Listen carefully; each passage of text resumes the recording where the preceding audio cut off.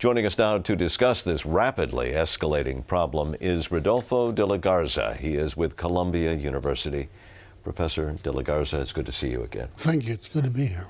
Last week, the Mexican government reported that almost half of the Mexican police officers this year have failed background and security tests. So is the Mexican police force up to the job of combating this violence? No, and it really never has been. They haven't had a history of a police force.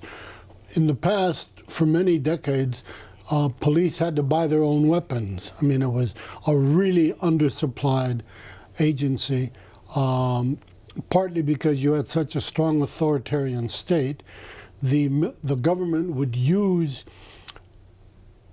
in effect, criminals, or they would criminalize the police force to carry out repressive policies. Happened in '68, it happened in the early '70s, to quiet protesters. So the police has no record of professionalism over time. And presumably not trusted them by the public. Oh, no. In Mexico, if you get into trouble, you don't call the police because they may have done it to you. The military is now being used more expansively to combat the narcos. So what are the risks of turning to them to fight in this drug war? Well, I think in the past you would have been very frightened of it because of the tradition of military coups. I don't think that's such a threat now in Mexico. The dilemma that the government has is they have no other arm with which to go after the narcos. And so the question really is, how is the state going to fight the narcos? One of the big debates going on right now is whether there has in fact been a long-standing, unarticulated agreement with the narcos by the government that said, you guys do your own narco trafficking, don't get involved in politics. And the current government violated that by going after the narcos. So the narcos are just retaliating.